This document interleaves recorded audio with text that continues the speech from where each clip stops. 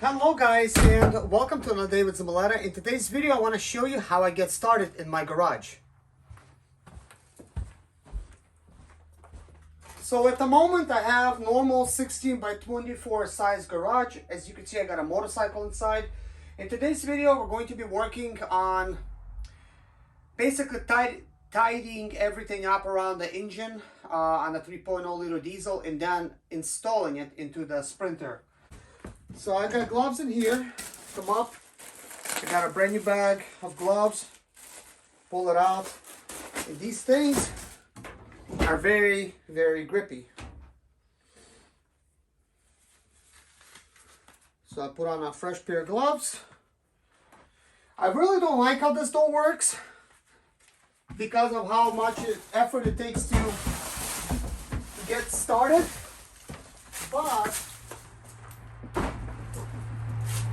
But what I do like is that it creates sort of like a little canopy outside. So if I bring the car in, like there's not gonna be like no rain coming down over there. So then I have these pieces of wood here. And what I do is I simply drop them down like this. And then of course I gotta get some leaves out of here.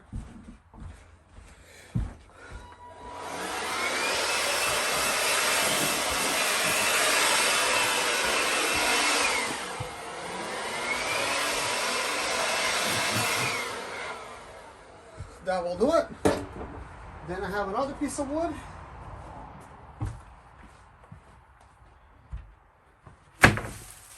There you go.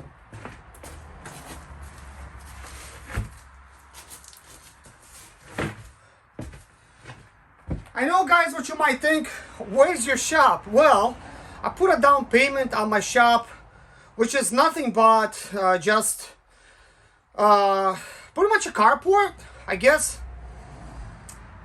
Glorified carport, because it's just a metal, pretty much a metal roof, and that's about it.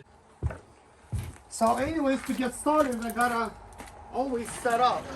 It's never easy.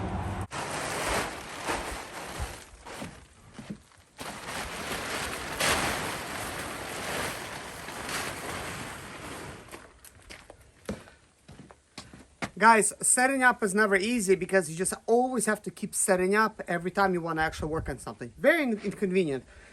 Easy to do, but just not convenient. So now guys, what's next? Now that I uncovered this engine, as you can see, a lot of it already has been put together. So I'm going to put together it some more before I actually stick it all the way in inside of the Sprinter. Because some stuff is actually a lot easier to get to when the engine is out. Like for instance, this EGR cooler right here, a lot easier to get to when the engine is out. It can be easily removed with the engine in. Well, not easily. You would have to, at the very minimal, remove the fan shroud and the fan itself, and then possibly somehow move the radiators out of the way to try to do it. I've never done it that way, so the reason I haven't done it is because it's just not easy to do that, and then you have to like dive in, and you cannot even have like any access to these bolts. It's just gonna be like nearly impossible. Even when you disassemble the whole front end, still trying to reach these bolts is kind of difficult. Yet it's a lot more easier to do. But anyways, so let me show you kind of like what we're dealing with and what's next. So first, let me just give you like a walk around and show you what I did, and then we'll go to what needs to be done. So, as you can see, the EGR cooler has been replaced. This EGR cooler was leaking at this seal right here, and it was actually getting ready to start leaking at this one as well because the seal started separating. I believe I showed you this in one of my videos. So, I decided to order them both. And I went ahead and actually replaced them. To replace the seals, all you have to do is just go around and basically remove all the bolts, and then you'll have to put them back in that same order. Now, it makes a lot of sense to replace both seals, even though one's leaking, because the other one's going to start leaking anyways, and then you're going to have that issue. Now, the seal over here at the exhaust manifold, okay, it's not how should I say, like 100% certain that it was leaking, but it certainly appeared to be leaking. And because there's so much leakage that was going on everywhere on around the engine and seals, I decided that the best solution, once I removed the AGR cooler, just to go ahead and actually replace that seal. And since I was actually already having a lot of the stuff taken apart, I did not charge this owner to replace these seals or the seal that's on the exhaust manifold, because I just had him buy the parts and that's it. Because I'm already charging for a lot of these other stuff that I actually had to do to the engine, and I kind of feel sorry for the customers sometimes when there is so much stuff wrong with it, even though this is not my fault. To the point where I'm like, you know what, if you get the part, I'll install it for you. Like for instance, this motor mount and that other motor mount. I did not even charge to replace any of these motor mounts because it's just one bolt here and you replace it. And that's because the engine's already out. It's just one bolt and that's it. Now, if the engine was still installed and you have to do a lot of stuff to replace a motor mount, that's different. I would go ahead and charge for it. As a matter of fact, it would be still right for me to charge the customer for replacing any of this stuff because it's still labor. It just, that's a decision I make sometimes not to charge for some of the things if I already charging way too much on other stuff because it's way too much work. Like for instance, this van had some slightly overheating issues, and there is a good chance that the thermostat, which is located here, was bad, and the water pump too. So that's a brand new water pump. That's a brand new pulley. That's a brand new pulley. This is a brand new tensioner. As a matter of fact, these tensioners only come with this pulley. The pulleys are metal. If you try to replace this pulley, if you are lucky to find exact same size, then yeah, I guess you would be lucky. But these are sold as one piece. I can't remember what they sell them for. And then of course over here, this is a smooth pulley, this is a smooth pulley, and that's a smooth pulley. That's just how it is on these. By the way, that cover was missing. This is not something I forgot to install. That cover was here, so I actually reinstalled that cover. You know, just to let you guys know in case somebody's thinking somehow I'm missing something. And let's see, this pipe has been installed, and I could already see a mistake that I've done. I'll have to pull this pipe off. First of all, there's a seal that goes here, and I did not install it, so I have to actually install that seal. I knew that I made this mistake, and I wanted to double check, and this is why I'm double checking right now everything that I did to see if anything else needs to be done. Now there's another thing that I want to check on this engine, because I've noticed there's a missing sensor here. There's a good chance that I pulled it out, but I don't have that sensor in my parts bin, so that sensor might have been possibly missing. So I want to make sure. Yeah, it's right here. So I knew that's going to be on the wiring because I did not have it in my parts bin. So we have the sensor right there. So once oh my gosh, I hate getting my hands dirty. So anyways, let's continue. You always have to make sure, like, you check your work over, despite, you know, how good you could be. And you know, when I do stuff, I'm very thorough, but even I could miss something, because I was talking to my son when I was doing this, and he was over here trying to help me, and we were just trying to get a lot of stuff done, and turns out, you know, that went missing. So a camshaft, well, I don't, this is not a camshaft, but there's a sensor that goes here, and this sensor is kind of like dry rotted, so we'll have to actually replace the sensor. Oh yeah, I want to mention another thing. I've installed this belt, but I did not record a video. This is a belt that's kind of hard to install, and I think I need to make a video on that. Tell me in the description below if you want to see a video on this belt installation. There's no tensioner on this belt. There's a special way you have to install it. Okay, going forward, in case you guys are wondering, there is a seal that goes here and here, but on 2007 van there was no seal here or here where it goes to the AGR cooler, like right there at the bottom. Let's see, you could kind of see that right there. There was no seal, therefore the stuff was leaking, and this flex pipe was broken as well.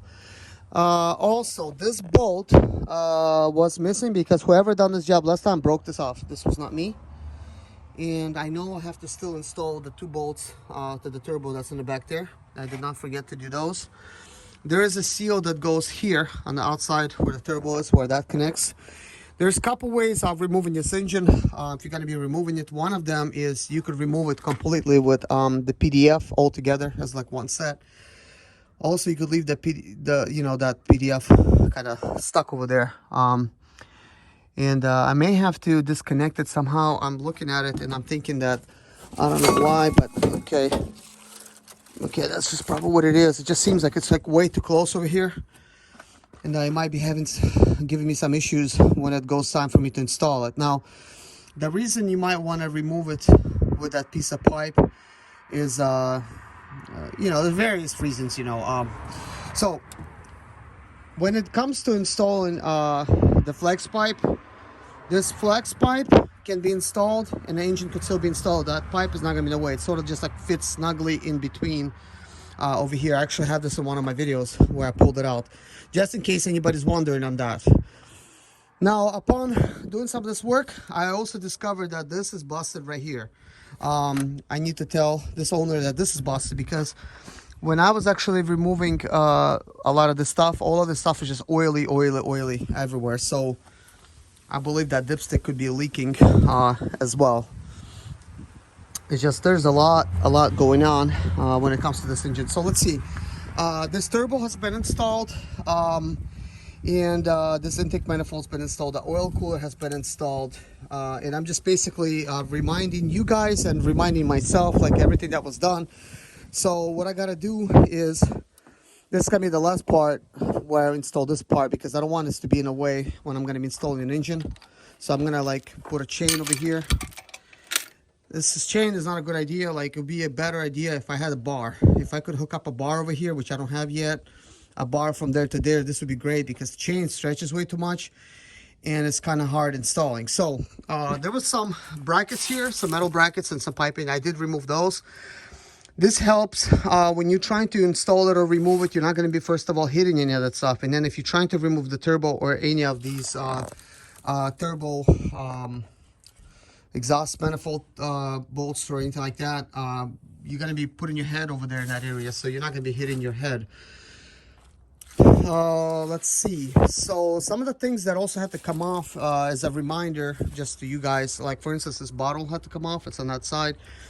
This power steering pump, AC compressor had to come off. This AC compressor came off. I did not drain any of the fluid inside, so everything just puts it to the side. And over there where the leaves are, we have a power steering pump, and it's not hanging or just like nicely placed on the floor. Also, there's a water bottle with the motor that had to come out. That was over here because a lot of the stuff would have been in the way. Now, when removing an engine, take a look at what I did. You see how I'm using a pallet, kind of like look, see, it goes perfectly, like it's a forklift lifting it. So that worked really nicely. And then instead of pulling an engine all the way out, I decided to leave it partly on the subframe over here. This will make things a lot easier because when it goes time for me to install, I just have to slightly lift up the engine and start guiding it. Sometimes you could slide like a piece of wood or something over there, so it does not damage nothing, so it slides easier. But for the most part, that stuff is smooth. There's nothing that could like literally get damaged. And then you still have to be careful. You have to lift it high enough to be able to do that stuff. Okay, so for the engine to be nice and straight, I had to use some boards, and you could probably use like a couple 2x4s. That would have been great, or 2x6, excuse me, because these are smaller than 2x6, maybe like 1x6. And then we have these electrical wiring that I had to tuck out of the way. When installing, I'm gonna route most of it kind of like towards the top, just so like nothing, gets tangled and stuff like that. Another thing that I would recommend this owner is to buy this new ground cable. I'm gonna recommend this. If he wants it, I'll install it free of charge, just because these things, as you can see, it's already kind of dirty, and actually it's a lot cleaner than it was because I wiped it, but they get corroded and stuff like that, and then before you know it, you don't have a good ground. So I don't care if you replace it or not. It's just something I would do. I mean, it's it's easy to get to it right now. Won't be as easy trying to get to it later on. Also, I want to recommend him to replace his belt. This belt seems fairly recent, like it doesn't seem like it really needs to be replaced, but the reason I would suggest to replace this belt is because, look, we don't know how long this belt has been on there. This owner bought it with so many different problems. I mean, it would be much better to just use that as a spare versus carrying a brand new belt as a spare. And also, I'm not going to charge him anything for replacing this belt since everything's already out. And I'm just going to go ahead and make a video showing you guys how to remove this and how to install it. Now, some of the tips, because I'm thinking of all these things at the same time. So here's a little tip for you guys. If you're trying to replace this pulley, and well, not that pulley, but this pulley itself, there's no way to get to this pulley without pulling this pulley off. So it means you would have to remove the fan, the main belt, and then you have to remove this belt. Of course, you could work around the fan, but why would you? It's just one bolt, remove the fan, give yourself some access. So this would need to come off, and that pulley would need to come out in order for you just to replace that pulley right there. Okay, this is basically like a no-brainer. So next time when I'm making a video and I'm showing you how to replace this belt, like how to actually pull it off the correctly, because guys, it's snug, like there's no tension to pull in here. So to pull it off, yeah, you could pull it off without no tool. I have a special tool for pulling it off, but for pulling it off, if you have access to these bolts, you could just pop these bolts off, slide this pulley out of there, and then boom, you know, belt's off. But putting it on, that's where it becomes a little bit more trickier. I have a tool for that. Still tricky even with the tool, but still, it makes a lot more sense. All right, moving on. So I wanted to make sure that I cover that. Let me know if you have any questions around the engine. Now, I already know what I gotta do to set everything up for me to try to actually install this engine back. But these fuel rails that go here, the fuel lines and stuff, I will install them after this engine's been installed, because I don't install them right now because they could easily get damaged in the installation process when you're putting an engine back in. So I leave this till the last part because there's a lot of stuff. So it's much nicer where the engine's cleaner like that, less likelihood of damaging anything. So that being said, guys, we're just gonna call this video probably before you install an engine video, something like that, like kind of like a little checklist of things that you have to do. And then the installation video, I'm gonna make it separately. I'll probably have to like time lapse it because it's a lot of stuff going on, and it's much easier for me to just to talk about kind of like a little bit later on what I did. And you could kind of see what I did, everything in a time lapse, because it's a lot longer installation process than it is normally. So like, what am I noticing here? I just noticed something. Why is this popped off? So it looks like this plastic piece is not like all the way on over here. It's not snapped in for some reason. So I just snapped it on. I noticed stuff like that. In case you guys never pulled an engine before, I do have a video with a whole checklist of pulling an engine. Of course, the 13-pin connector, which is also known as a pilot plug and adapter plug, depending on where you get it. I call it 13-pin connector because it's got 13 pins and it makes sense. So you plug it in over there, like once you complete the engine, and you have to disconnect the fuel lines as well, which is right here. You have to disconnect battery cable, you know, the electrical cable, and from the alternator as well. And basically it runs kind of like along the bottom there. So you have to disconnect them. That I mentioned fuel lines, you have to disconnect them. You disconnect the fuel lines by pulling these tabs out. The tabs are right here, these tabs. You have to pull them out, and then you remove them from that area. And as you can see, one of them has a slightly blue. That's where this goes. One has a black. That's where that goes. You know, so like you could kind of see that.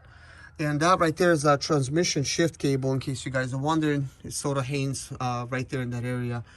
Well, I think for the most part, guys, I've covered everything that there is to cover. It's definitely a lot of work when you're trying to do an oil cooler seal job. Oh yeah, one last thing, and if you stayed with the video, this probably will help you. You might be wondering, is it really necessary to pull an engine? No, it's not. You could do this with the engine installed. That is if you could remove the flex pipe, which is kind of like blocking things, like right here. Boom, you have to remove it because it's in the way.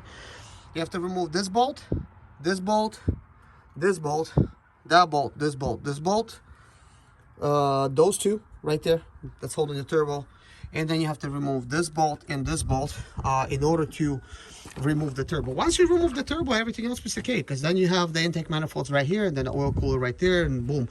But before you even get to that, you'll have to remove fuel rails and things of that nature, you know, fuel filter and all the wiring and fuel lines, and disconnecting the glow plugs and stuff like that. And along the way, you might find other things wrong with your Sprinter van. So that is that. And another thing I'm just gonna throw in there, guys, I want to talk a little bit about the leaks, and I'm gonna make a video right now just separately. Talk about like the different PO299 leaks that you could have, where you need to look, how you need to fix them. That's gonna be in the next video. Thanks for watching, guys. Thank you. Bye bye.